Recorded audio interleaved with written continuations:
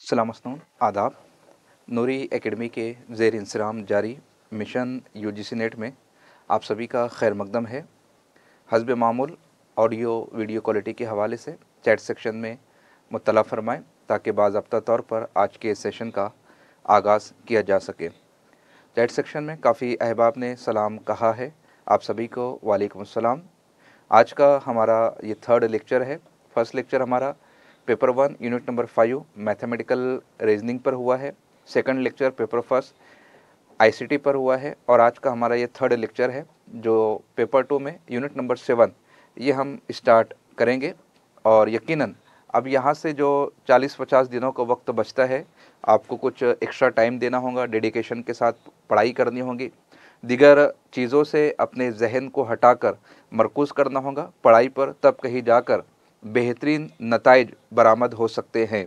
और यकीनन आप सब इसमें लगे हैं और क्लासेस के शेड्यूल से भी आप वाकफियत रखते हैं और बहुत जल्द इंशाल्लाह ताला एक और नई यूनिट का भी हम आगाज़ करेंगे। इस हवाले से चाहूँगा कि रोज़ाना शाम में 5:30-6 बजे से लेकर 10 बजे तक आप ये टाइम स्टडी के लिए मुख्तस कर दीजिए। लाइव क्लासेस भी बीच में जो दरमियान में वक्फ़ा मिलता है नमाज के लिए और कुछ रिवीज़न वगैरह के लिए, और फ्राइडे और संडे को तो आपका रिवीज़न डे होता है, मॉक टेस्ट डे होता है। इस हवाले से जो है आप इन चीज़ों पर गौर करने की कोशिश कीजिए। बाकी चीज़ें हम जो दूसरे सेशंस रहेंगे उसमें डिस्कस करेंगे। अब पेपर फर्स्ट की क्लास पे पहले हो, पेपर सेकंड की क्लास पहले हो, वो जो भी है शेड्यूल जैसा भी है आपको फॉलो करना है, क्योंकि आपको रोज़ाना 6 बजे से 10 बजे तक तो टाइम देना ही देना है। चाहे मैं फ़र्स्ट क्लास लूँ या थर्ड क्लास लूँ, बहरहाल क्लास में तो आपको प्रेजेंट रहना है। इस हवाले से आप संजीदगी का मुजाहरा करेंगे और हम उस यूनिट को पढ़ने जा रहे हैं जिससे उमूमी तौर पर स्टूडेंट्स खाइफ रहते हैं, उन्हें कुछ हद तक मुश्किल यूनिट मालूम होती है, जबकि मुश्किल नहीं है। अगर आप संजीदगी से पढ़ाई करेंगे, दिलचस्पी से इसको समझने की कोशिश करेंगे तो ये यूनिट भी बाकी यूनिट्स की तरह आसान हो जाएंगी। लास्ट में इस यूनिट को पढ़ाने का मकसद यही है कि इम्तिहान से 1 माह कबल अगर आप इस यूनिट को पढ़ेंगे, फिर उस पर मॉक टेस्ट होगा, उस पर आप रिवीज़न करेंगे तो चीज़ें आपके जहन में मौजूद रहेंगी और आप आसानी के साथ इम्तिहान गाह में बेहतर से बेहतरीन नंबरात हासिल कर सकते हैं। तो आज हम शुरू करने जा रहे हैं यूनिट नंबर 7 तनकीद व तहकीक। बहुत अहम यूनिट है, न सिर्फ इम्तिहानी नुक्ता निगाह से बल्कि इस इम्तिहान में JRF हासिल करने के बाद जब आप PhD करेंगे तो PhD में भी जो मरहला रहेगा वो तहकीक का मरहला रहेगा और तहकीक से वाबस्तगी है तनकीद को, क्योंकि जो भी मौजू आप उठाएंगे उसका तज्जियाती मुताला पेश करेंगे, तनकीदी जायज़ा लेंगे, तब कहीं जाकर आपका रिसर्च वर्क कंप्लीट होगा। तो मुकम्मल तवज्जो के साथ, मुकम्मल कंसंट्रेशन के साथ अगर इस यूनिट में आप कुछ काम करके क्लास लेना चाह रहे हैं, बंद कर दीजिए तमाम कामकाज को, मुकम्मल यकसोई के साथ क्लास को अटेंड करने की कोशिश कीजिए, क्योंकि बहुत अहम यूनिट है। ज़िंदगी भर ये यूनिट आपके काम आने वाली है, क्योंकि as a professor critical thinking, critical analysis ये बहुत ज़्यादा ज़रूरी हो जाता है। तो आइए शुरू करते हैं हम यूनिट नंबर 7 को। यूनिट नंबर 7 का निसाब सबसे पहले आप स्क्रीन पर देख सकते हैं, तनकीद व तहकीक, ये इस यूनिट का उन्वान है, जिसमें आप पहली सिन्फ जो है तनकीद इसका मुताला करेंगे और जो दूसरी सिन्फ है तहकीक इसका मुताला करेंगे। पॉइंट्स देख सकते हैं, तनकीद की तारीफ़ और उसकी अहमियत आज हम मुकम्मल तौर पर इसी पर गुफ्तगू करेंगे। फिर उसके बाद तज़किरों की तनकीदी अहमियत, मशरिकी तसव्वुर तनकीद। अब मशरिकी तसव्वुर तनकीद यहाँ पर 3 दबिस्तान को आपने पढ़ना है, अरबी तनकीद, फ़ारसी तनकीद, संस्कृत तनकीद। उसके बाद मगरबी तनकीद का मुताला करना है, फिर दबिस्तानी तनकीद को पढ़ना है, फिर उर्दू के अहम नाक़िदीन का आपने जायज़ा लेना है। इतना सब पढ़ने के बाद हम आगे बढ़ेंगे जो कि तहकीक का पार्ट है।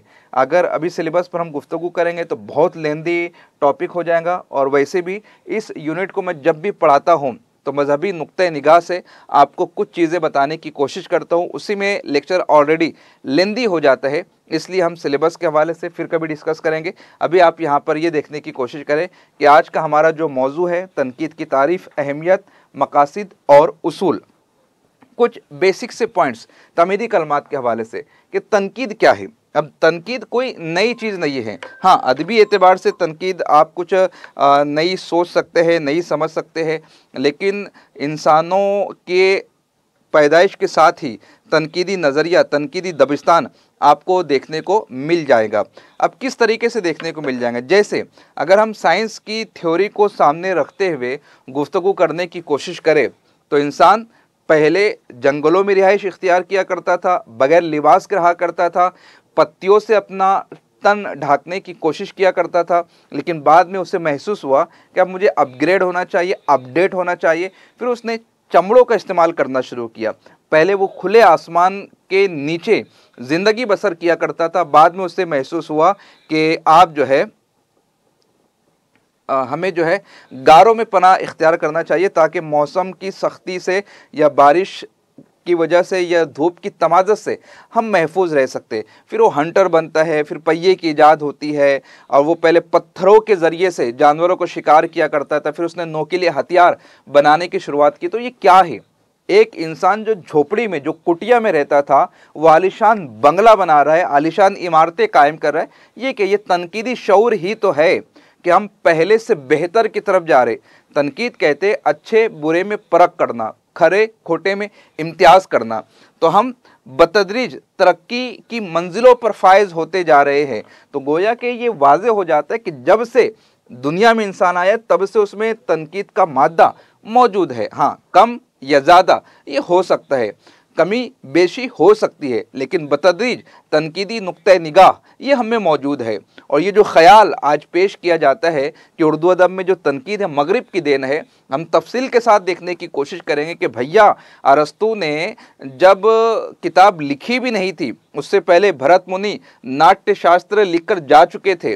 अरब में बाज़ाब्ता तौर पर मेले लगा करते थे, बाज़ाब्ता तौर पर स्टेज सजाए जाते थे और देखा जाता था, जज किया जाता था, तुम्हारा कसीदा ज़्यादा बेहतर है या मेरा कसीदा ज़्यादा महबूब है।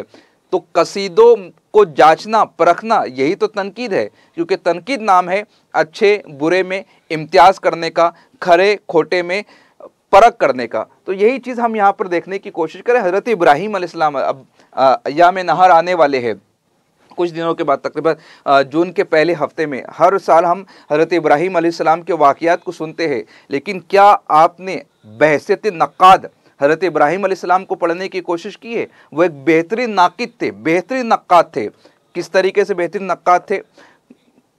उनके पैदाइश की वजह से बहुत सारे बच्चों को बादशाह जो है कत्ल करवा देता है, लेकिन एक जो है अल्लाह का नबी, वो एक गहवारे में परवान चढ़ता है। माँ जो है गार में विलादत होती है हज़रत इब्राहीम अलैहिस्सलाम की, एक उंगली को चूसते हैं तो शहद जारी हो जाता है, दूसरे में जो है दूध जारी हो जाता है।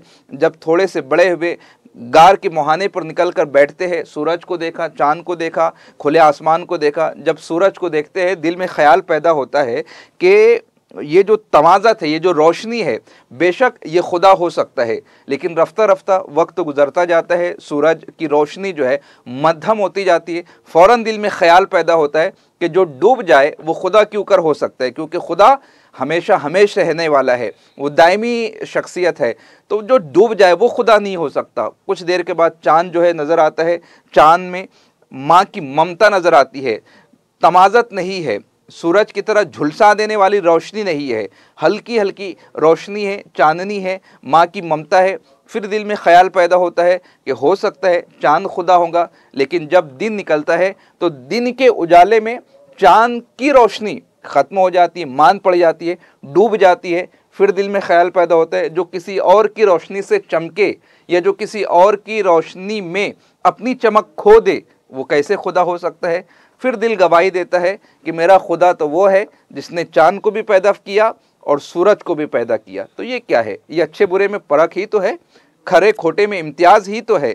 यही तो वो पैमाना है जिसकी बुनियाद पर उन्होंने खुदाए वाहिद को पहचाना है। और किस तरीके से पहचाना कि सालाना मेला लगा है, हर कोई उस मेले में जा रहा है, ऐसो आसाइश के सामान वहाँ मुहैया कर दिए गए हैं। हज़रत इब्राहीम अलैहिस्सलाम बुतकदे में तशरीफ़ लाते हैं, देखा कि वो तमाम माबूदात बातिल मौजूद है जिनकी परस्तिश की जा रही है। किसी का हाथ तोड़ दिया, किसी का पैर तोड़ दिया, किसी को सरनगू कर दिया और आखिर में जब आने लगे तो जो बड़ा सा कुदाल, वो जो सबसे बड़ा बुत है, उसके हाथों में दे देते हैं। लौट आते हैं। मेले से जब लोग वापस आए, देखा कि माबूदान बातिल जो है वो टूटे हुए हैं। हज़रत इब्राहीम अलैहिस्सलाम को दरबार में बुलाया जाता है, क्या ये तुमने किया? अब देखो तनकीद क्या है। हज़रत इब्राहीम अलैहिस्सलाम जवाब इरशाद फरमाते, तुम उन्हीं से क्यों नहीं पूछ लेते जिनकी तुम पूजा करते हो, जिनकी तुम परस्तिश करते हो। यही तो है खरे खोटे में इम्तियाज़ करना, अच्छे बुरे में फ़र्क करना। कभी कभी जो है हर सवाल का जवाब नहीं दिया जाता, बल्कि सवाल पर सवाल कायम करके अज खुद उसका जवाब देने की कोशिश की जाती है। तुम उन्हीं से क्यों नहीं पूछ लेते जिनकी तुम परस्तिश करते हो। कहा कि वो बोल नहीं सकते, कहा कि वो बोल नहीं सकते, तो फिर तुम उनकी परस्तिश कैसे करते हो। तो इस तरीके से ये आप जब हज़रत इब्राहीम अलैहिस्सलाम को पढ़ेंगे, और भी बहुत सारी रिवायतें हैं। यहाँ पर तो हम सिर्फ एक इब्तिदा कर रहे हैं, चीज़ों को समझाने की कोशिश कर रहे हैं, ताकि जब हम किताब के हवाले से पढ़ेंगे कि क्या है अदबी नुक्ते निगाह से तनकीद, वो हमें समझने में आसानी हो जाए। तो गोया कि ज़िंदगी की हर शोबे में तनकीद मौजूद है। जब आप शॉपिंग मॉल में जाते हैं और जो वहाँ पर कर्मचारी होता है या जो सेल्समैन होता है, वो 5 किस्म के ड्रेसेस आपके सामने रख देता है, आप उसे देखते हैं, आप उसे जज करते हैं, आप उसे जांचते हैं, आप उसका ट्रायल लेते हैं। तो ये क्या है? सब कुछ देखने के बाद फिर आप कहते हैं भैया कुछ नया बताइए ना। तो ये कुछ नया बताइए, यही तो तनकीदी बसीरत है आप में कि ये सूट नहीं कर रहा, ये जज नहीं कर रहा, इसमें ये फॉल्ट है, उसमें वो कमी है, इसको इस तरीके से दूर किया जा सकता है। तो हर एतबार से तनकीदी शऊर, तनकीदी बसीरत जो है वो हम में मौजूद रहता है, बस वो वक्त के एतबार से ज़ाहिर होता है। यही तमाम तनकीदी शऊर, तनकीदी बसीरत जो हम में मौजूद है, उसको आपको पढ़ना है अदबी नुक्ते निगाह से, किताबी पॉइंट ऑफ व्यू से, ताकि आपको चीज़ें जो है समझ में आने लग जाए। अब देख लेते हैं हम इतनी तमहीदी गुफ्तगू सुनने के बाद तनकीद की तारीफ़ क्या है। तनकीद जो है अरबी ज़ुबान का लफ्ज़ है, नक़द से माखूज़ है। अरबी ज़ुबान का लफ्ज़ है, नक़द से माखूज़ है। लुग़वी माना के, लुग़वी जो लुग़त में दर्ज हो वो कहलाता है लुग़वी माना। खरे और खोटे की परख, ये है तनकीद, लुग़वी माना। लेकिन इस्तिलाही माना क्या है? क्योंकि हम तो एक सिन्फ़ को पढ़ने वाले हैं। इस्तिलाह टर्मिनोलॉजी में क्या कहा जाएगा? तो इस्तिलाह में इसका मतलब किसी अदीब या शायर के फ़न पारे। अब फ़न पारे वो मुसव्वदा हो सकता है, वो मखतूता हो सकता है, या आम ज़ुबान में कह लीजिए कोई किताब, जो भी किताब होंगी, अगर उस किताब के हुस्न क़ुबा को, हुस्न क़ुबा उसमें मौजूद खूबियाँ, उसमें मौजूद खामियाँ, अगर इसको हम जाँचते हैं, परखते हैं और फिर उसके मकाम व मर्तबे का तयन करते हैं कि आया वो किताब बेहतर है, बेहतरीन है, या फिर रद्दी है, या फिर बस यूं ही कॉपी पेस्ट कर दी गई है, तो उस फ़न पारे के हुस्न क़ुबा का जायज़ा लेते हुए अदब में अगर हम उसके मकाम व मर्तबे का तयन करते हैं और उसकी खूबियों को अया करते हैं, उसकी खामियों को बताते हैं ताकि उसकी इस्लाह हो सके, तो ये जो अमल है, ये अमल कहलाता है तनकीद। इस तरीके से तनकीद को समझा जा सकता है। और एग्जाम्पल देखेंगे और मिसालें देखेंगे। देखिए, किसी अदब पारे में, किसी भी अदब पारे में कोई भी देख, अदब क्या है? सबसे पहले अदब को समझ लीजिए, क्योंकि एक लफ्ज़ अदब, ये बीए में पूरा एक आपका चैप्टर है, एमए में आपका एक चैप्टर है, 500 पेज की किताबें अदीबों ने लिख दी है सिर्फ एक लफ्ज़ अदब को समझाने में। आम ज़ुबान में मैं आपको समझाने की कोशिश करता हूँ। हर तहरीर की गई चीज़ अदब है। तो क्या हर तहरीर शुदा शय आपके निसाब का हिस्सा है? नहीं। हर वो तहरीर जो उम्दा है, जो बेहतरीन है, जिसके ज़रिए से आप में कोई फ़न के हवाले से मालूमात पैदा हो, आप में कोई हुनर पैदा हो, आप में कोई जज्बा बेदार हो, वो चीज़ आपके निसाब में शामिल है। तहरीर की गई हर शय आपके निसाब में शामिल नहीं है, बल्कि जो भी सिन्फ तहरीर की गई है उसमें जो शाहकार शय है वो आपको पढ़ने के लिए दी जाती है। तो अदब पारा जो बेहतर से बेहतरीन हो। अब अदब पारा ये मामूली तहरीर नहीं है, ये कोई रेलवे स्टेशन पर, बस स्टेशन पर बिकने वाली वो शायरी की किताब नहीं है कि लिखता हो फूल और ये मत समझना वो मत समझना। यहाँ पर आप पढ़ रहे हैं डॉक्टर इकबाल को, यहाँ पर आप पढ़ रहे हैं मिर्ज़ा गालिब को, यहाँ पर आप उन शोरा को पढ़ने वाले हैं जिनके नाम से एक एक सदी मंसूब कर दी गई है। एक सदी मीर तकी मीर के नाम कर दी गई, एक सदी गालिब को दे दी गई, एक सदी इकबाल को दे दी गई। यहाँ पर आप नस्र को भी पढ़ेंगे तो नस्र निगारों में कोई छोटे मोटे नाम नहीं है। एक वो है जो पहला नावल निगार है डिप्टी नज़ीर अहमद की शक्ल में, दूसरा वो है अल्ताफ़ हुसैन हाली जो पहला नक्काद है, तीसरा वो है मोहम्मद हुसैन आज़ाद जो पहला इंशाइया निगार है, कोई पहला खाका निगार है, कोई पहला सफ़रनामा लिखने वाला है। तो शाहकार चीज़ों को आप यहाँ पर पढ़ने वाले हैं। तो किसी भी अदब पारे में उस फ़न पारे में मौजूद जो खसाइस है, जो खुसूसियात है, जो कैरेक्टरिस्टिक है, जो ख़ास बातें हैं, उनको आपने पढ़ना है, देखना है, समझना है और उस फ़न पारे के मकाम और मर्तबे का तायुन करना है कि वो कितना बेहतर है, कितनी बेहतरीन है। इस अमल को कहा जाता है तनकीद। और सिर्फ खूबियाँ नहीं बताना है, सिर्फ खामियाँ नहीं बताना है। अगर खूबियाँ बता रहे, खामियाँ बता रहे तो उन कमियों को, उन खामियों को किस तरीके से दूर किया जा सकता है उस पर भी बात करनी है। दूसरी तारीफ देख लेते हैं। आई ए रिचर्ड्स के मुताबिक ये तारीफ है, तनकीद कामिल इल्म बसीरत के साथ और मौजूर मुनासिब तरीके से किसी अदब पारे या फ़न पारे के महासिन व मायब, देखिए लफ्ज़ों की हेरा फेरी, महासिन वही हुस्न बया, मायब उयूब, खामिया कमिया, उसकी कद्र शनासी उसकी शनाख्त करना, उसको पहचानना, उसको देखना और फिर उसके बारे में फ़ैसला सादिर करना, ये अमल कहलाता है तनकीद। तो इस तरीके से और भी तारीफ़ है, आप देख लीजिएगा, आप पढ़ लीजिएगा। तकरीबन 6-7 तारीफ़ यहाँ पर तनकीद के हवाले से हमने दर्ज की है। सबका लब लुबाब निकल कर वही आता है, सबका महासल वही आता है। खुले लफ्ज़ों में अगर आपको बताऊँ तो एक जो भी किताब है उस किताब को जब आप पढ़ते हैं, जो भी मुसव्वदा है, जैसे किताब है अताए उर्दू, इसको आप पढ़ेंगे, पढ़ने के बाद इसकी खूबियों का, इसकी खामियों का तज्ज़िया करेंगे और फिर उसके मकाम व मर्तबे का तायुन करने से मुराद क्या? मकाम व मर्तबे से तायुन करने से मुराद ये, यूजीसी नेट पर इस वक्त लाइब्रेरी में या मार्केट में बहुत सारी किताबें मौजूद है।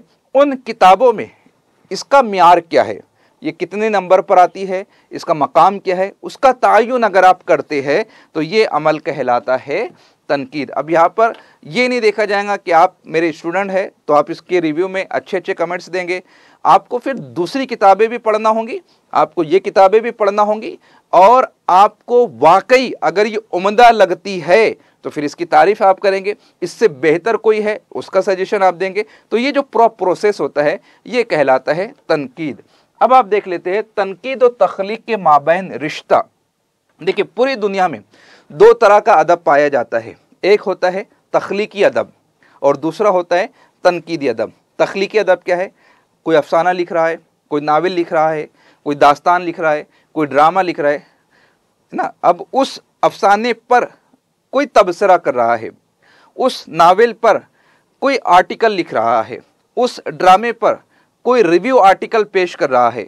तो एक होता है तख्लीकी अदब और दूसरा होता है तनकीदी अदब। तो पहले वजूद में आता है तख्लीकी अदब, बाद में वजूद में आता है तनकीदी अदब। तो जिस तरीके से ज़ुबान की दो शक्लें होती है, दुनिया की कोई भी ज़ुबान हो, दो शक्लें हैं, एक को नज़्म कहा जाता है, दूसरे को नस्र कहा जाता है। लेकिन उसके बाद भी अदब में मुख्तलिफ शक्लें हमें देखने को मिलती है, एक को कहा जाता है तख्लीकी अदब और दूसरे को कहा जाता है तनकीदी अदब। जो कुछ पहले लिखा जाता है वो कहलाता है क्रिएटिव लिटरेचर, तख्लीकी अदब, तख्लीक करना। जैसे ये जो किताब है अताए उर्दू, ये नोट्स है, लेकिन ये इसका शुमार किस में होगा? तरतीब में होगा। लेकिन आप कोई बिल्कुल नई प्लॉट पर, नई कहानी पर अगर आप अफसाना लिखते हो, अगर आप ड्रामा लिखते हैं या फिर आप कोई दूसरी सिन्फ पर काम करते, तो वो आपकी तख्लीक है, वो आपकी क्रिएटिविटी है, आपने कहीं से अखज़ नहीं किया है। अब जो भी क्रिएटिविटी होंगी, जो भी अदब होगा, उस पर जो भी लिखा जाता है वो यहाँ पर तनकीदी अदब कहलाएगा। तो दोनों में रिश्ता कैसा हो गया? दोनों का रिश्ता लाजिम व मलजूम है। क्यों लाजिम व मलजूम है? क्योंकि तख्लीक अदब लिखते जा रहे, लिखते जा रहे, लिखते जा रहे, 1 2 3 4 5 6 7 8 9 10 किताबें आ गई। लेकिन उन 10 किताबों में सर फहरिस्त कौन सी है, कौन सी बेहतर है? एक ही मौजू पर 10 किताब है। क्या आप 10 की 10 किताबें पढ़ेंगे? क्या आपको 10 किताबों का मुताला करना होगा? सिर्फ 2 मार्क्स, 5 मार्क्स, 10 मार्क्स हासिल करने के लिए नहीं। फिर यहाँ पर आपको काम आएगा तनकीदी अदब। तनकीदी अदब, तनकीदी अदब ये बताने की कोशिश करेंगे कि 10 किताबें इस मौजू पर है, लेकिन इन 10 में से ये किताब सबसे बेहतरीन है।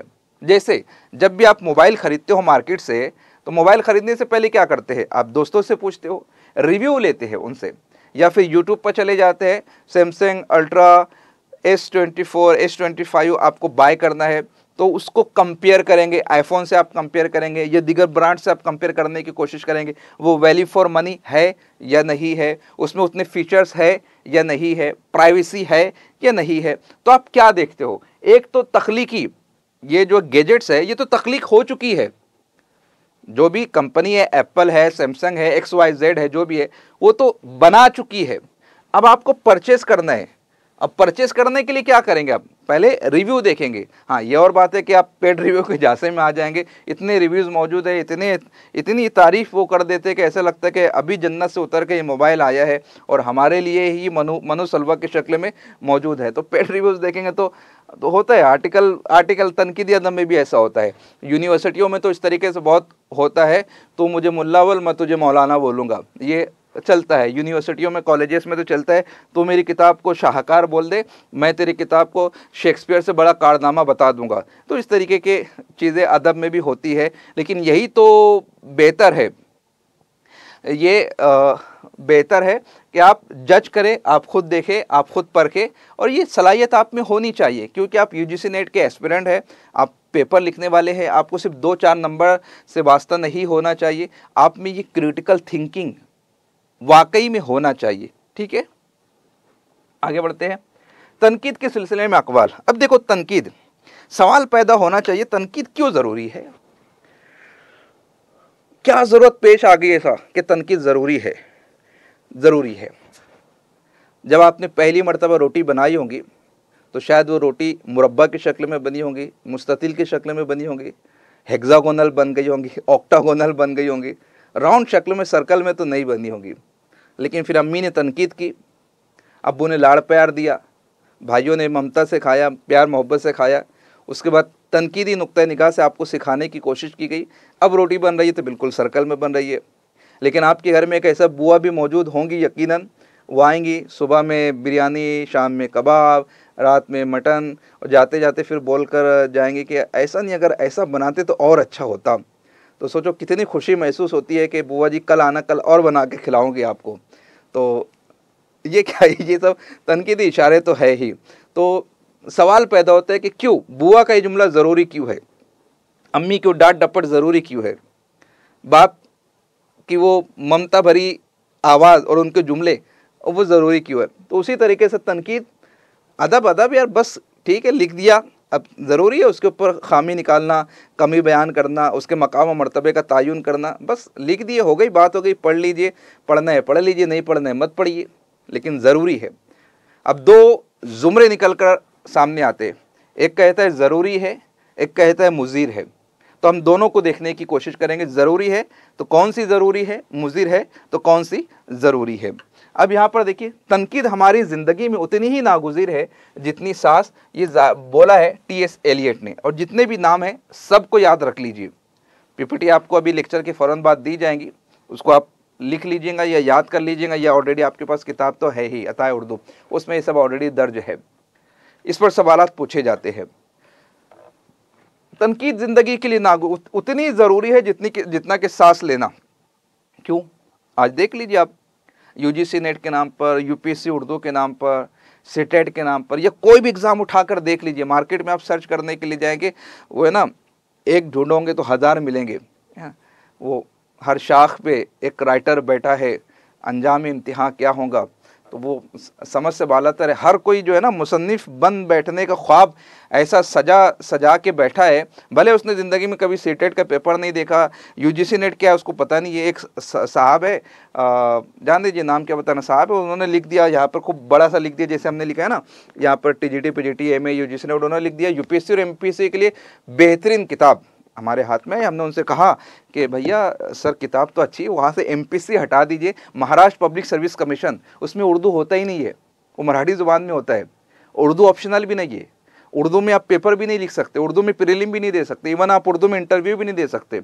उर्दू का 1 नंबर भी नहीं, आपने ऊपर बड़े से लफ्ज़ों में लिख दिया वहाँ पर MPSC, वो उस दिन भी नाराज़ थे, आज तक भी नाराज़ है, और फिर वो हमारे लेक्चर्स के ऊपर कमेंट्स वगैरह करते रहते हैं। तो आप सोचो कि ये हाल हो चुका है हमारे उर्दू राइटरों का। उर्दू इम्तिहान पास करने के लिए किताब लिख रहे हैं और उनको खुद नहीं पता कि MPSC में उर्दू नहीं होता है। तो ये सूरत हाल हो चुकी है। तो ज़रूरी है भैया, तनकीद ज़रूरी है, इसलिए ज़रूरी है। आज भी मार्केट के अंदर आप बहुत सारी किताबों को पाएंगे जो पहले बहुत अच्छी थी। शौर्य फन बेहतरीन किताब थी, मैं पढ़ चुका हूँ। अदबनुमा बेहतरीन किताब थी, हमने पढ़ी है। लेकिन क्या मौजूदा निसाब के एतबार से बेहतर है? नहीं है। तो ये मुस्बत तनकीद है। अगर वो सुन रहे हैं तो उसको अपडेट करें, उसको अपग्रेड करें। हम उसको बेहतर से बेहतरीन तरीके से आवाम के सामने पेश करेंगे अगर वो अपडेट कर लेते हैं। 1997 का सिलेबस और 2025 का सिलेबस कुछ तो डिफरेंस होगा। पहले 3 पेपर हुआ करते थे, अब 2 पेपर होते हैं। पहले डिस्क्रिप्टिव हुआ करता था, अब ऑब्जेक्टिव होता है। पहले का निसाब अलग था, अभी का निसाब जुदा गाना है। तो तफरीक तो होना चाहिए ना। लेकिन चूंकि ऊपर लिखा रहता है UGC नेट के लिए मुल्की सतह पर बेहतरीन किताब, स्टूडेंट को क्या समझता है वो ठीक है, बेहतरीन थी लेकिन है नहीं। तो तनकीद ज़रूरी है, उतनी ही ज़रूरी है जितना कि सांस लेना हमें ज़रूरी है। उसके बाद डॉक्टर रिचर्डसन का क्या ख्याल है? तनकीद अदब के साथ वो सलूक करती है जो डॉक्टर जिस्म के साथ करता है। देखिए यही है, उसी मिसाल को हम कंटिन्यू करते हैं। 10 किताबें मौजूद है। डॉक्टर क्या करता है जिस्म के साथ? नश्तर लगाता है। नश्तर लगाने का मकसद क्या है? हमें तकलीफ पहुंचाना, दर्द देना, सूचर लगाना, कांटे लगाना? बिल्कुल नहीं। वो तो ये चाहता है कि उस जख्म को जल्द से जल्द वो अच्छा कर दे, वो जो पस जमा हो चुका है उस पस को बाहर निकाल दे। नश्तर के ज़रिए से वो ज़ख्म जल्द से जल्द अच्छा हो जाएगा, बेहतर हो जाएगा, सेहतयाबी मिल जाएगी। ये उसका काम होता है। तो बिल्कुल नक्काद भी वही करता है। 10 किताबें मंजर आम पर आ चुकी है, बाकी 9 के ऊपर नश्तर लगाता है वो, ताकि वो जो एक किताब है वो निकल कर सामने आए, उस किताब को बच्चा पढ़े और उसका इम्तिहान निकल जाए, वो कामयाबी से हमकनार हो जाए। इस तरीके से जो है रिचर्डसन ने ये कहा कि तनकीद अदब के साथ वो सलूक करती जो डॉक्टर जिस्म के साथ करते हैं। अच्छा है तो कौन अच्छा नहीं कहेगा? हाँ, अगर ख़राब है और उसमें आप ये कहेंगे कि अच्छा हो तो वो नहीं हो सकता है। लुइस गाज़ीमैन, उसका ख्याल है कि तनकीद निगार के लिए ज़रूरी है उसके दिमाग में कई दिमागों की सलाहियत यकजा हो, बहुत सारे दिमागों की सलाहियत उसमें यकजा होना चाहिए। इसीलिए कहा गया कि नक्काद किसी नौजवान को नहीं बनना चाहिए। हम किसी पर रिव्यू नहीं लिख सकते। हमारी उम्र ही क्या है? हमने उर्दू अदब पढ़ा ही कितना है? ले दे के 2-4 किताबें। तो क्या इतनी सलाहियत हम में आ जाएंगे कि 4 किताब पढ़कर किसी एक किताब के मकाम और मर्तबे का हम तायुन करें? अरे क्रिटिक बनने का अधिकार उसको है, तनकीदी मजमून लिखने का अधिकार उसको है जिसने एक उम्र गुजारी है अदब में, जो पहचानता हो अदब को, जिसने घुट्टी में घोल कर पी गया है असनाफ अदब को, वो जाके लिखे। आ जाके आप UG PG में 2-4 किताबें पढ़कर आते हैं कि 1-2 लेक्चरर को सुनते हैं, किसी गाइड की निगरानी में साल 2 साल निकालते हैं, 2-5 लाख रुपए देकर आप PhD लिखवा लेते हैं और उसके बाद नक्काद बने फिरते हैं। पॉसिबल ही नहीं है। कई दिमागों की सलाहियत यकजा होना चाहिए। अब कई दिमागों की सलाहियत कैसे यकजा होंगी? अरे यार, भात भात, नगर नगर, डगर डगर आप जाइए, लाइब्रेरियों को खंगालिए, अलग अलग जहनों से आप पढ़ने की कोशिश कीजिए, अलग अलग चीज़ों को आप समझने की कोशिश कीजिए। इसका विज़न अलग है, उसका विज़न अलग है, इसके सोचने का अंदाज़ अलग है, उसके सोचने का अंदाज़ अलग है। चीज़ें मुख्तलिफ होती है। एक साहबी रसूल है, मुकदमा लेकर आए, बारगाह रिसालत में मुकदमा पेश हुआ। आका अलैहिस्सलाम ने फरमाया दोनों को बराबर सवाब मिलेगा। सहाबा तजस्सुस में मामला ये था, मस्जिद नबवी के सामने एक साहबी ने खूंटी गाड़ दी थी, दूसरे साहबी ने खूंटी उखाड़ दी। थोड़ी सी बहस व तकरार हुई, मुकदमा पेश हुआ। आका अलैहिस्सलाम ने फरमाया दोनों को बराबर सवाब मिलेगा। कहा कि एक का अमल मुख्तलिफ, दूसरे का अमल जुदा गाना, दोनों का सवाब बराबर कैसे? तो पहले वाले साहबी कहते हैं मैंने खूंटी इसलिए गाड़ी कि नमाज फज्र में कुछ सहाबा ऐसे हैं जो ऊँट लेकर आते हैं, जानवर लेकर आते हैं, और जब नमाज पढ़ने के लिए जाते हैं बाहर निकलते तो उनके जानवर दूर चले जाते, फिर उनको तलाश करना पड़ता है, पकड़ना पड़ता है, तकलीफ होती है। तो मैंने खूंटी गाड़ दी ताकि वो आए, उसको बांध दे, नमाज पढ़े, बाहर निकले, उनका जानवर मिल जाए। दूसरे साहबी रसूल कहते हैं कि मस्जिद नबी में जब लोग आते तो अंधेरा होता है, उसमें से कुछ नाबीना है, कुछ माजूर है, खूंटी उनको नजर नहीं आती, उससे गिर जाते लड़खड़ा कर, वो जख्मी हो जाते हैं। तो मैंने खूंटी निकाल दी। आका अलैहिस्सलाम ने फरमाया दोनों को बराबर सवाब मिलेगा, क्योंकि दोनों की नीयत सौले है, दोनों की नीयत उम्दा है, दोनों की नीयत बेहतर है। तो विजन अलग अलग है। जब तक के विजन आप अलग अलग लोगों का नहीं देखेंगे, पुख्ता ख्याली आप में नहीं आ सकती। आपको कोई चीज़ गलत मालूम होती है, दूसरे को वही चीज़ अच्छी मालूम होती है।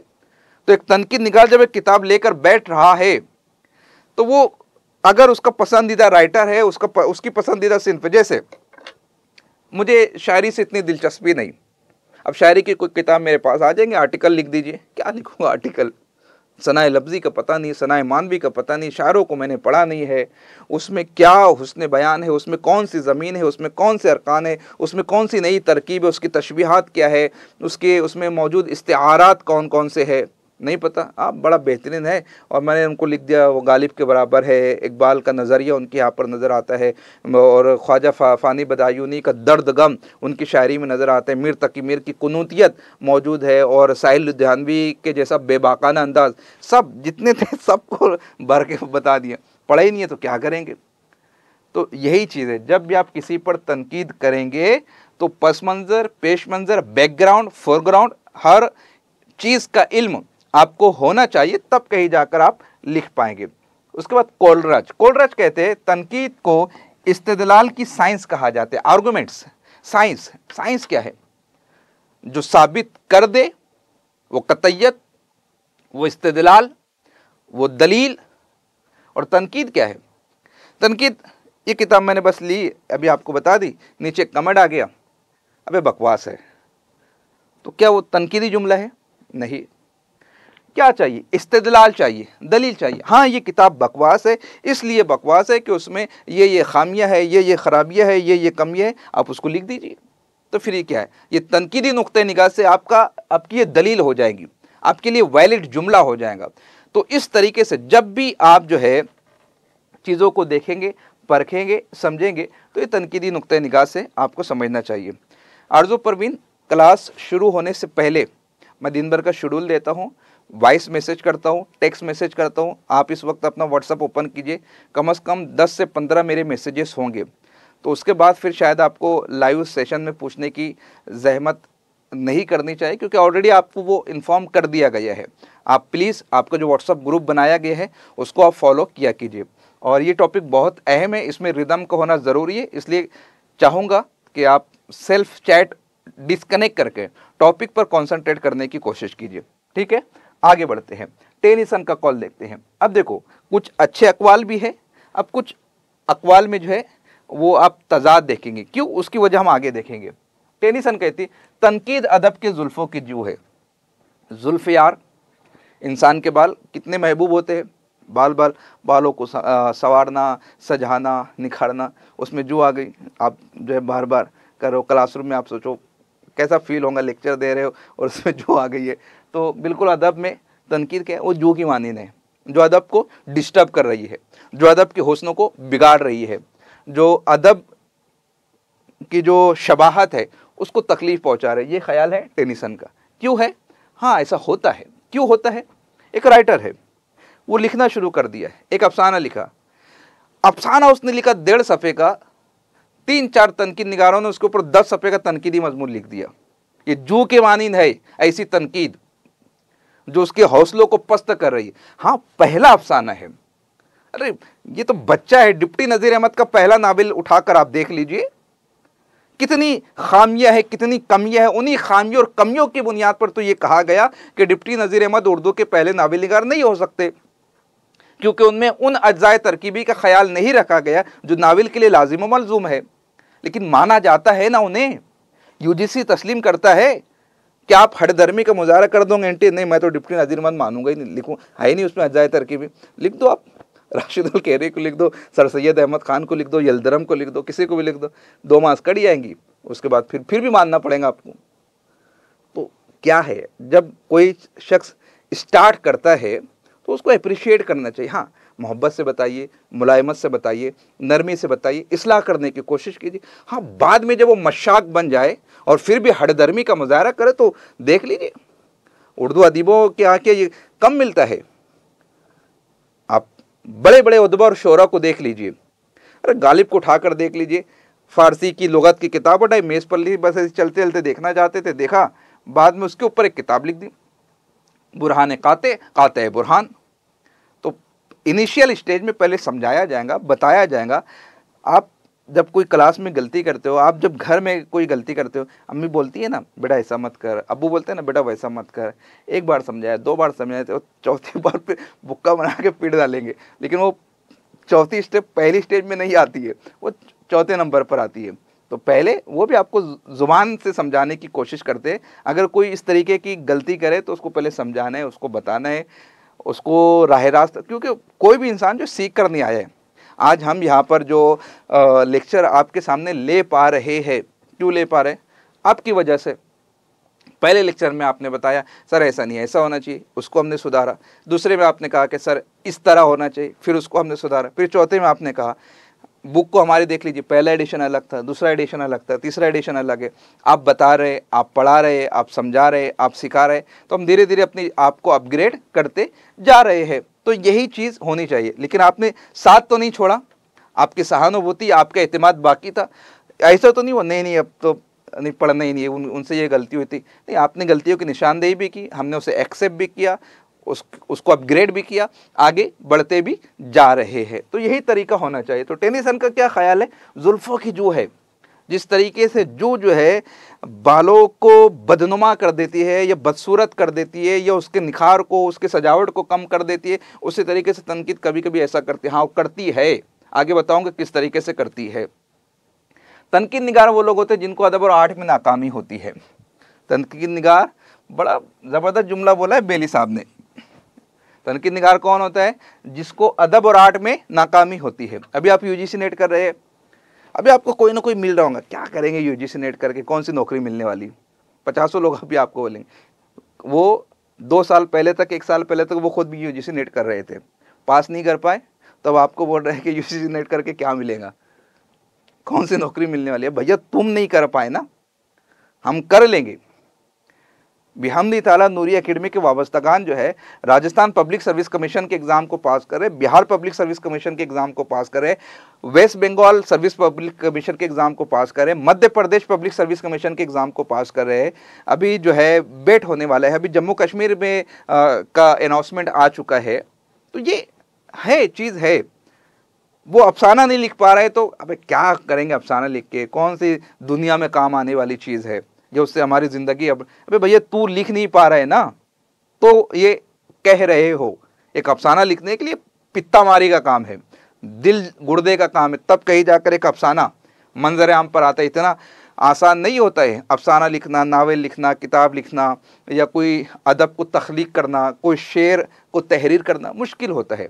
उसी तरीके से जो शायरी में नाकाम हो जाता है वो नक्काद बन जाता है। मैं खुद शायर नहीं बन पाया ना, ये शायरी कर रहा है, रुक देखो वो आजकल चलता है, ट्रेंड चलता है फेसबुक के ऊपर, इंस्टाग्राम के ऊपर, सोशल साइट्स के ऊपर।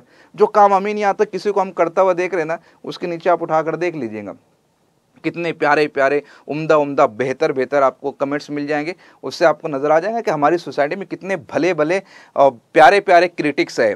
और सही में है, नक्काद भी हमारी समाज सोसाइटी में बहुत बेहतर बेहतर है, और जन्नती हजरात भी हमारी सोसाइटी में बहुत बेहतर है। सुबह सवेरे जब आप उठाकर व्हाट्सअप ओपन करेंगे, लोगों के स्टेटस देखेंगे, इतनी प्यारी प्यारी हदीसें, अक़वाल, जुमले, इतने प्यारे, ऐसा लगता है कि हम स्वर्ग में आ गए हैं। दुनिया कितनी उम्दा हो चुकी है, इतने प्यारे प्यारे लोगों के ख्यालात हो चुके हैं, आधे घंटे के बाद तो सब काफूर हो जाते हैं। तो ये है चीज़ है कि जो अदब और आर्ट में नाकाम हो जाता है वो नक्काद बन जाता है। इमर्सन ने भी यही ख्याल जारी किया कि जो शेर कहने में नाकाम रहता है वो अपनी नाकामी का बदला लेने के लिए तनकीद निगार बन जाता है। मैं शायरी नहीं कर पाया, आने दो तुम्हारी शायरी की किताब, मैं उस पर तनकीदी मजमून लिखूंगा और फिर उसके अंदर बताऊंगा कि ये कमी है, वो कमी है, ये कमी है, वो कमी। इस तरीके से जो है ये ख्याल जाहिर किया है। और डब्ल्यू इमर्सन ने फलाबीर का क्या कहना है? फलाबीर का कहना है तनकीद अदब के जिस्म पर कोड़ है। बड़ी दिल लगती बात कही है इसने। तनकीद अदब के जिस्म का कोड है। देखो ख्यालात तकरीबन वैसे ही है, लफ्ज़ अलग है, और यही आपको पढ़ना है मशरिकी अदब में। लफ्ज़ प्याले की मानिंद है, मानी पानी की मानिंद है। प्याला तब्दील हो सकता है, कभी वो मिट्टी का होगा, कभी वो सोने का होगा, कभी वो चांदी का होगा, कभी वो कांसे का होगा, लेकिन पानी बहरहाल पानी है। सिर्फ मिट्टी के बर्तन में पानी हो जाएगा, सोने के गिलास में पानी हो जाएगा, पानी पानी ही रहने वाला है। तो अल्फाज बदलते जाएंगे, मानी मफहूम वही रहने वाला। पूरा मशरिकी दबिस्तान आप उठा कर देख लीजिए, आपको एक ही बहस मिलेंगी, लफ्ज़ और मानी, शब्द और अर्थ। यहाँ पर फलाबिर ने यही कहा तनकीद अदब के जिस्म पर कोड़ है, और टेनिसन ने यही कहा तनकीद अदब के जुल्फों की जू है। दोनों का मफहूम तकरीबन वही है, अल्फाज जुदा गाना है।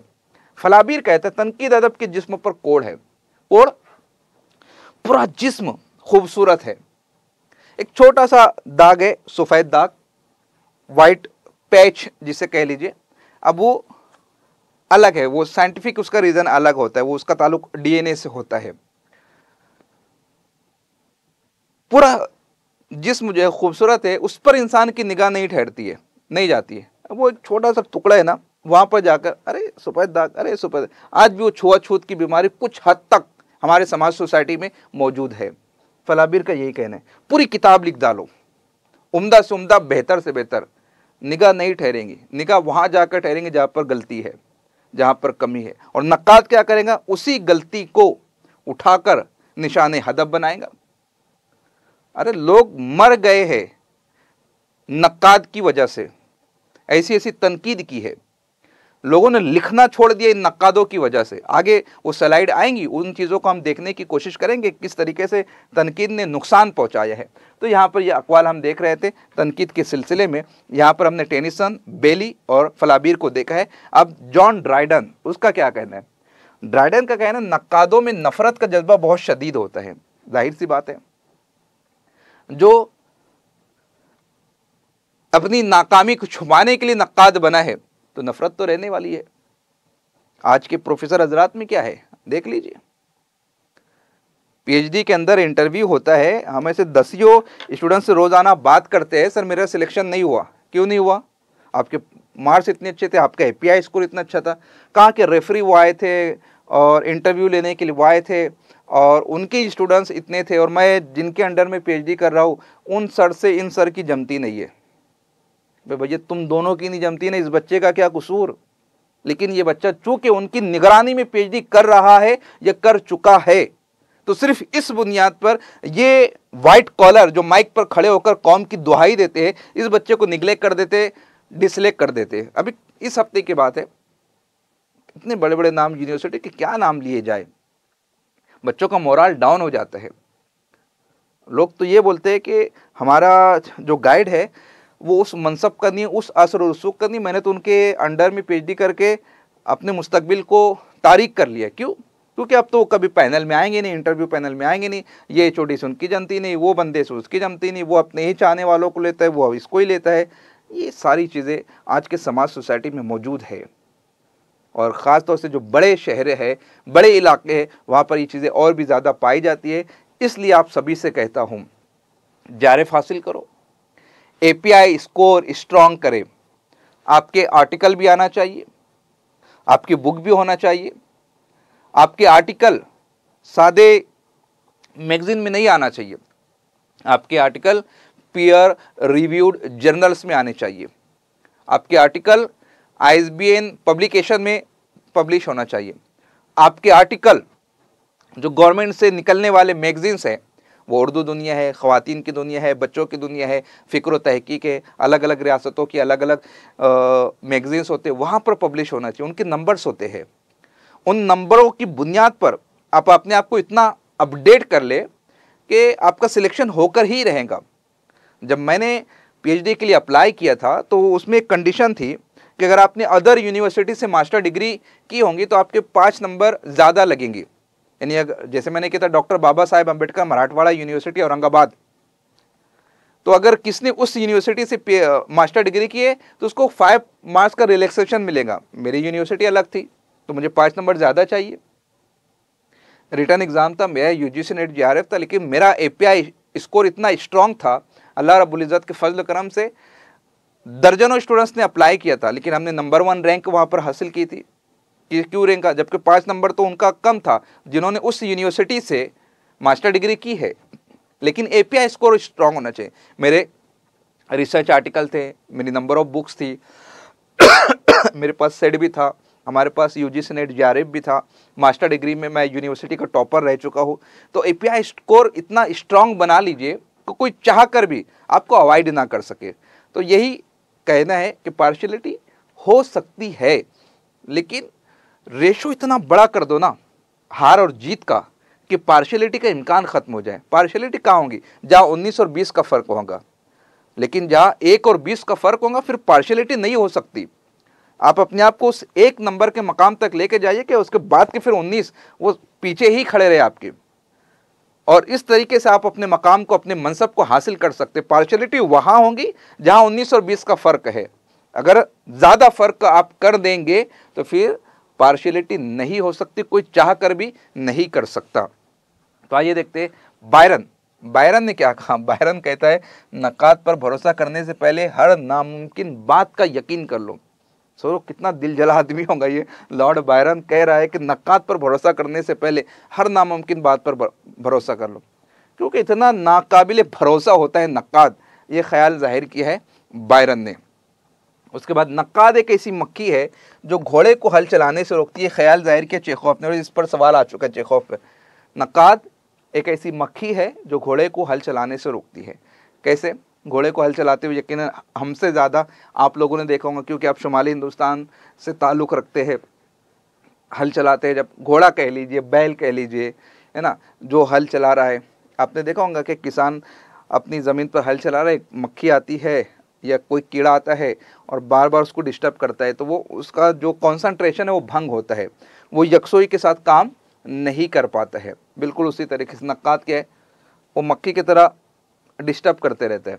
आपको लिखने से मना करता है, आपको पढ़ने से मना करता है, आपको आगे बढ़ने से मना करता है। एक न एक मक्खी आपके आसपास भी होंगी, वो दोस्त की शक्ल में होंगी, दुश्मन की शक्ल में होंगी, सोशल मीडिया की शक्ल में होंगी, कहीं ना कहीं होंगी, जो आपके इर्द गिर्द मंडला रही है। और क्या कर रही है? आपके कंसंट्रेशन को भंग कर रही है, आपके माइंड को डाइवर्ट कर रही है। तो उसको हटा दीजिए, उसको निकाल दीजिए, आप वहाँ से उसको दूर कर दीजिए, ताकि आप अपनी मंजिल के ऊपर निगाह रख सके, आप आगे बढ़ सके। इस तरीके से जो है यहाँ पर नक़ाद के जो अक़वाल हैं वो मुकम्मल होते हैं। अब यहाँ से पोर्शन और भी ज़्यादा अहम हो जाता है, आप उसको यहाँ पर समझने की कोशिश करें। ये देखिए, अदबी तनकीद के उसूल क्या है? तनकीद करनी है इस निसाब में, इस यूनिट में, किस पर? अदब पर। तो अदब के लिए कुछ उसूल हैं, कुछ ज़ाब्ते हैं। क्या उसूल है? तो सबसे पहले जो भी किताब, जो भी फनपारा, जो भी मुसव्वदा आप उठाएंगे, उसमें देखेंगे कि उसमें क्या पेश किया गया है, क्या चीज़ पेश की गई है और किस तरह पेश की गई है। क्या पेश की गई है, किस तरह पेश की गई, दो बातों को आपने देखना है। उर्दू अदब में इस क्या और किस को कहा जाता है? क्या को कहा जाता है मवाद और किस को कहा जाता है हैयत। कौन सा मवाद, कौन सा मौजू, कौन सा मतन पेश किया गया है, किस शक्ल सूरत में पेश किया गया है, किस तरीके से पेश किया गया है, उसकी शक्ल क्या है, उसकी हैयत क्या है, वो यहाँ पर बताई गई है। अच्छे बुरे में फ़र्क और खरे खोटे में इम्तियाज़ करना, ये तनकीदी अमल है। तो यहाँ पर जो मवाद है, जो हैयत है, उसका तज्ज़िया करना और फिर तज्ज़िया करने के बाद खूबियों और ख़ामियों का अहाता करते हुए उस फ़न पारे के मकाम और मर्तबे का तयन करना, यह है तनकीद और यह है अदबी तनकीद के उसूल। किस तरीके से देखना होगा किसी भी किताब को, किसी भी फ़न पारे को? तो सबसे पहले ये देखना है कि जो जज्बा, यानी जो मवाद, जो ख्याल पेश किया गया है, उसकी क्या अहमियत है, क्या वो पढ़ने के काबिल है, क्या उसकी ज़रूरत है। अभी यहाँ पर जो है तनकीद हम पढ़ा रहे हैं, आप सब देख रहे हैं।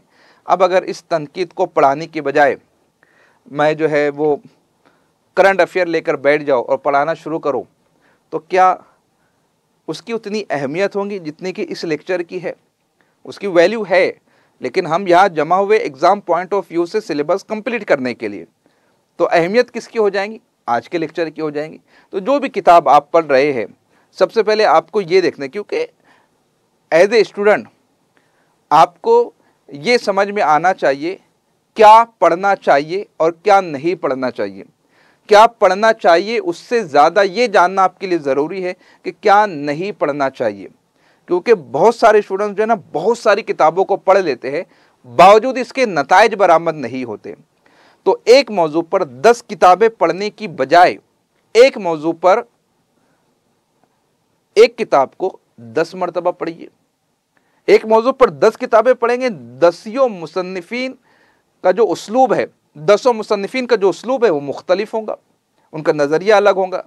लेकिन एक मुसन्निफ का आप इंतखाब की जो बेहतर से बेहतरीन हो, उसके मवाद को पढ़िए, 10 मरतबा पढ़िए, ताकि वो आपकी याददाश्त में महफूज हो जाए, मरकूज हो जाए। इस तरीके से यहाँ पर ये देखना है कि जो जज्बा ये ख्याल पेश किया जा रहा है उसकी क्या अहमियत है, देख लिया। उसके बाद क्या करना है कि जो तजरबा, जो मवाद पेश किया गया उसे किस अंदाज में पेश किया गया, वो मौसर है या नहीं। स्कूल कॉलेज में हमने ऐसे बहुत सारे टीचर देखे हैं जो बहुत कैलिबर रखते हैं, बहुत एजुकेशन है उनके पास, नॉलेज बहुत है, लेकिन जब स्टेज पर आते हैं, जब माइक पर आते हैं, जब लेक्चर डिलीवर करने पर आते हैं, नहीं कर पाते। नॉलेज में वो ज़्यादा मालूमात रखते हैं बनिस्बत दूसरे असातिज़ा के, लेकिन वो नहीं कर पाते। एक टीचर वो है जिसके पास मालूमात कम है, लेकिन उसका अंदाज बेहतर है, वो सही तरीके से कंटेंट को डिलीवर कर पाता है, वो सही तरीके से बच्चों को टीच कर पाता है। तो यही चीज़ आपको तनकीद के वक्त किताबों में भी देखना है। पहले ये देखना है कि क्या पेश किया गया है, दूसरे ये देखना है कि किस तरीके से, कितने मौसर अंदाज में उन चीज़ों को पेश किया गया है, और फिर उसके हुस्न क़ुबा का जायज़ा लेना है, मकाम व मर्तबे का तयन करने के लिए आपको आसानी हो इस काम के लिए। आगे बढ़ते, मकसद क्या होना चाहिए? मकसद क्या होना चाहिए? मकसद क्या होना चाहिए ये देखना है आपको तनकीद में, उस किताब के हवाले से, उस फनपारे के हवाले से कि कितनी खूबियाँ हैं, कितनी खामियाँ हैं। मकसद ये होगा कि अदब में हम उसके मकाम व मर्तबे का तयन करेंगे, सिर्फ तारीफ़ नहीं करेंगे, सिर्फ तनकीस नहीं करेंगे, बल्कि जो भी अदबी शय पारा है हम उसके मकाम व मर्तबे को दयानतदारी के साथ, ईमानदारी के साथ बताने की कोशिश करेंगे। ये काम है एक नक्काद का। तो ये चीज़ है, उसको दूसरे रुख से आप इस तरीके से पढ़ सकते हैं कि जो भी फ़न पारा है उसमें जो ख्याल पेश किया गया है, उसमें जो मवाद पेश किया गया है, उसमें जो कॉन्टेक्स्ट पेश किया गया है, वो मामूली है, फरसुदा है, ताज़ा है या फिर फ़िक्र अंगेज़ है। उसकी नौइयत क्या है ये आपको देखनी होगी, ये आपको समझनी होगी, ताकि जो भी फ़न पारा आप देख रहे हैं वो कितना बेहतर है, उसके बाद उसका असर किस तरीके से है। तो उन्हीं चीज़ों को आप इस तरीके से भी समझ सकते हैं कि तनकीद के उसूल क्या क्या रहने वाले हैं। अब बहैसियत नक़ाद ये भी ज़रूरी है कि उस किताब में आप नज़रिए की तलाश करें। नज़रिया इश्तिराकी नज़रिया हो सकते, अखलाकी, जैसे कार्ल मार्क्स के मानने वाले सज्जाद ज़हीर को ले लीजिए, उनका मकसद जो है मज़लूमों के हक़ में आवाज़ बुलंद करना, ये इश्तिराकी नज़रिया है। अल्ताफ़ हुसैन हाली, उनके पास इस्लाही नज़रिया है। तो नज़रिए की तलाश आपको करनी है, क्योंकि देखा जाए कि अदब वाकई अदब है या नहीं, क्योंकि इसमें 2 गिरोह देखने को मिलते हैं। एक गिरोह वह है जो ये कहता है कि अदब का काम सिर्फ अदब की तख्लीक करना है, अदब से इस्लाह का फरीज़ा अंजाम नहीं दिया जा सकता, ये ख्याल वो पेश करते हैं। क्यों? क्योंकि अदब लतीफ़ क्या है? अदब लतीफ़ फ़नून लतीफ़ा है। जिस तरीके से म्यूसिकी, जिस तरीके से मुसव्विरी, जिस तरीके से संग तराशी, जिस तरीके से रक़्स, ये फ़नून लतीफ़ा है, उसी में से एक हिस्सा है अदब लतीफ़, लतीफ़ अदब। क्या आप ये तसव्वुर करेंगे कि गाने के ज़रिए से, डांस के ज़रिए से हम किसी की इस्लाह कर दें? नहीं। म्यूज़िक का काम जो है, मौसीकी का काम जो है वो तफरीह तबाह है। पेंटिंग, मुसव्विरी, इम्बिसात, मसर्रत, रक्स, तफरीह तबाह। तो जिस तरीके से दूसरे 4 फ़नून लतीफ़ा में मौजूद जो चीज़ें हैं उनसे मसरत, इंबिसात, खुशी हासिल करना मकसूद है, तो अदब से भी यही होना चाहिए। लेकिन एक दूसरा ग्रुप है, उनका ख्याल है कि जब लिखना ही है और जब कारी को पढ़ना ही है तो हम कुछ लिख भी दे, वो कुछ पढ़ भी ले, हम कुछ सिखा भी दे, वो कुछ सीख भी जाए। तो ये नज़रिया अल्ताफ़ हुसैन हाली का है। और भी बहुत सारे राइटर, सर सैयद अहमद ख़ान का नज़रिया है, भैया जब मैं लिख ही रहा हूँ तो कुछ अच्छा लिख दूंगा। लेकिन जदीदियत वाले कुछ अलग सोचते थे। जदीदियत वाले सोचते थे जब इस समाज सोसाइटी को हमारी फ़िक्र नहीं है तो हमें समाज सोसाइटी की कोई फ़िक्र नहीं है। ये वो जो क़यामत के दिन नफ्सा नफ्सी का आलम होगा, जदीदियत वाले अभी लेकर आ गए थे। तुम तुम्हारी ज़िंदगी जियो, हम हमारी ज़िंदगी। लिखना है, समझ में आएंगे तो पढ़ो। इसलिए उनके सारे अफसाने तजरीदी हुआ करते थे, तमसीली हुआ करते थे। एक मुअम्मर बुज़ुर्ग, कौन भैया पता नहीं, मुअम्मर है बस, कहाँ का नहीं मालूम। तो इस तरीके से जितने भी तमसीली अफसाने आप देख लीजिए, अलामती अफसाने देख लीजिए, तजरीदी अफसाने देख लीजिए, ये सारी चीज़ें जो है वो आपको देखने को मिलेंगी अदब में।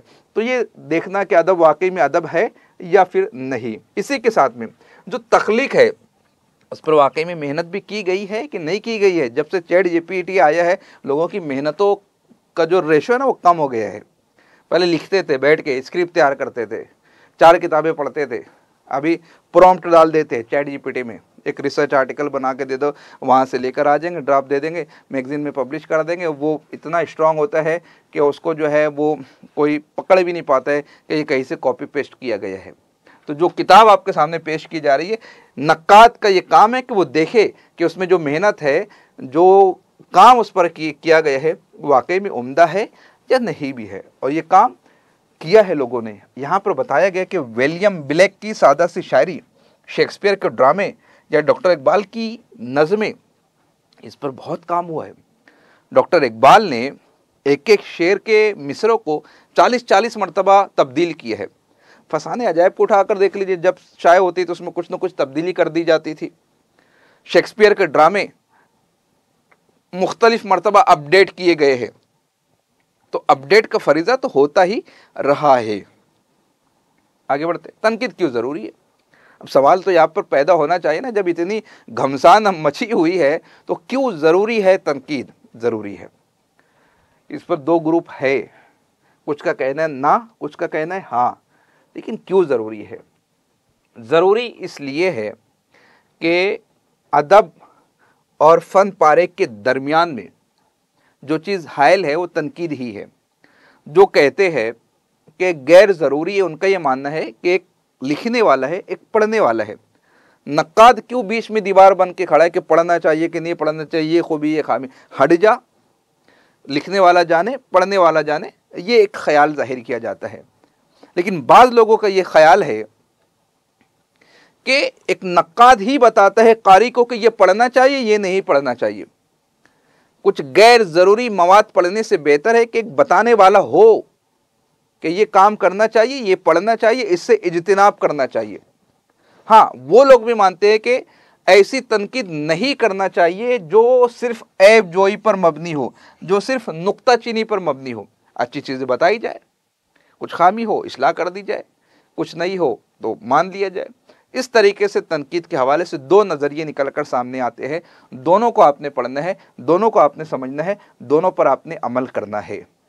अभी जो है गैर ज़रूरी जो है, तो क्यों कहते हैं? क्योंकि तनकीद के कुछ नुकसानात हैं। क्या नुकसानात हैं? वॉल्टेयर ने शेक्सपियर पर नुक्ताचीनी की थी। अब देखो यहाँ पर मेरा ख्याल थोड़ा सा मुख्तलिफ है शेक्सपियर के हवाले से, और ये मैं अंग्रेज़ी के प्रोफेसरों के साथ डिस्कस कर चुका हूँ।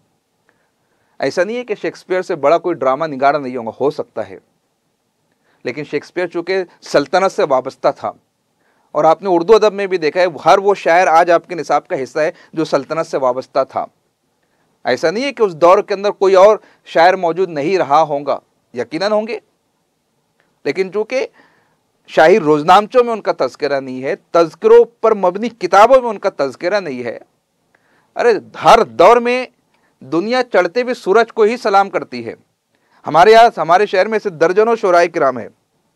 अब्दुल्ला हिलाल को देख लीजिए, इतना बड़ा शायर था कि उसने 50 शायरों को जन्म दिया है मालेगांव की सरजमीन पर। लेकिन हालत क्या थी उसकी? एक स्कूल का चपरासी था, दिन भर लूम चलाया करता था, रात में बैठकर निगहबानी किया करता था 2-4-500 रुपये के लिए, और रात भर बैठकर पूरा नौजवानों का जम्मे गफी उसके पास बैठकर जो है इल्म हासिल किया करता। 30-32-35 साल की उम्रों में इतना वो दिल बर्दाश्त हुआ, उसका इंतकाल हो गया। ऐसे और कई शोराए किराम की मिसाल मैं दे सकता हूँ। लेकिन आज चूंकि वो गायब है और उसका वो माशी बैकग्राउंड नहीं है, किसी मनसब पर नहीं था, तो उसको वो मकाम मर्तबा नहीं मिला। लेकिन ऐसे फरसुदा शायर बहुत सारे हैं जो आज किताबों का हिस्सा है।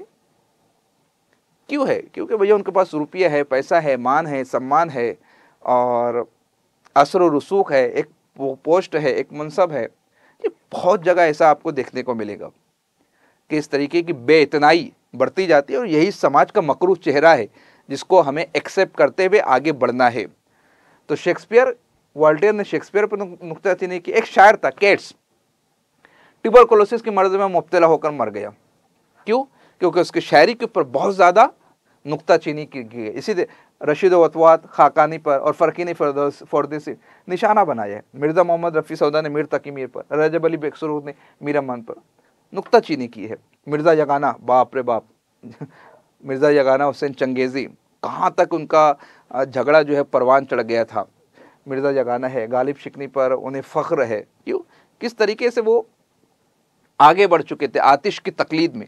ये सारी चीज़ें आप देख चुके हैं। तो ये वो मिसालें हैं जिससे तनकीद का जो पार्ट है वो ये बताता है कि बेजा तनकीद हौसलों को पस्त करती है। आपकी क्लास में भी कोई ना कोई ऐसा शागिर्द होगा जो अच्छा सवाल पूछना चाहता था आप टीचर से, लेकिन चूंकि उस सवाल का जवाब टीचर को नहीं आता, डांट कर बैठा दिया, और बच्चों के सामने डांटने पर अब उसकी हिम्मत इतनी पस्त हो गई कि दोबारा सवाल ही नहीं पूछता है। अच्छा कैंडिडेट था, कैलिबर अच्छा था, अगर उसकी हौसला अफजाई की जाती, अगर उसको बढ़ावा दिया जाता तो शायद वो एक अच्छा और अच्छा स्टूडेंट बन सकता था। लेकिन अपनी कमियों को छुपाने के लिए उसको डांट कर बिठा दिया, उसको खामोश करवा दिया। अरे भैया ज़रूरी थोड़ी है कि हर सवाल का जवाब हर टीचर दे, नहीं आता है तो बोल दीजिए यार मेरे इल्म में नहीं है, पढ़ कर आऊँगा, किसी से मालूम करूँगा, बता दूँगा। आप कोई हज़रत आदम तो हो नहीं कि पहले दिन से लेकर सुबह क़यामत तक का इल्म आपको दिया गया। वो हमारे अब्बा हुजूर थे जिनको अल्लाह रब्बुल इज़्ज़त ने सुबह क़यामत तक का इल्म दिया, जिन्हें तमाम अस्मा की तालीम दी गई। हमारे पास थोड़ी है, तो बता दीजिए, नहीं है तो खामोश रह लीजिए। खामोश रहना ये आपकी इल्मी बरतरी की निशानी है, बजाय इसके कि डांट देना और गलत जवाब दे देना। तो यही हुआ है, बेजा नुक्ताचीनी ने बहुत जो है नुकसान पहुँचाया। इसलिए जो है तनकीद निगारों के हवाले से मुख्तलिफ राय दी गई। किसी ने जू कह दिया है, किसी ने मक्खी की मानिंद कह दिया है, अलग अलग ख्यालात ज़ाहिर किए गए। अब तनकीद निगार के औसाफ क्या होना है? हाँ, तनकीद निगार बनना है। अब बनना है तो आपको बुग़्ज़ इनाद से पाक होना चाहिए, दाखिलियत ज़ाती पसंद और नापसंद से आपको पाक होना चाहिए, है ना। अल्ताफ़ हुसैन हाली की तरह नज़रिया नहीं होना चाहिए कि बस एक ही रट तो रट। नहीं भैया, एक अलग, हर किसी का एक अलग मकाम होता है, हर किसी का एक नज़रिया होता है। एक सोच लेकर नहीं चलना है, बुग़्ज़ हसद नहीं है।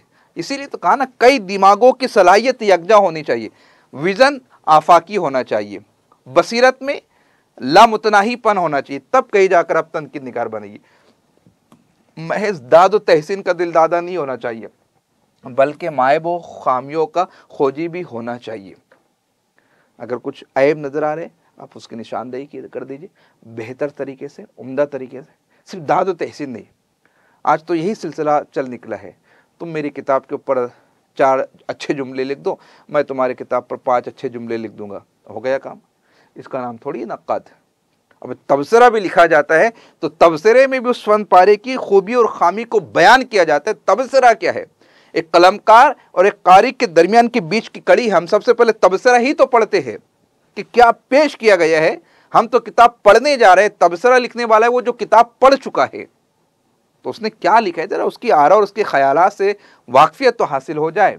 फिर तनकीद निगार को चाहिए कि वो किसी का परस्तार ना हो, यार किसी की तरफदारी ना करने वाला हो, और ना ही किसी से बेजार हो, वसी नज़र हो, आफाकी जहन रखने वाला हो, आलमी अदब से वाकिफ़ होना चाहिए, आलमी अदब से वाकिफ़ होना चाहिए। 4 किताबें पढ़कर अपने आप को अल्लामा तसव्वुर ना करे, आलमी अदब से वाकिफ़ होना चाहिए, तब कहीं जाकर वो कलम उठा सकता है, वरना खामोश रहे। मन सकता नजा, जो खामोश रहा वो नजात पा गया, उसके ऊपर अमल करना चाहिए। और क्या औसाफ होना चाहिए?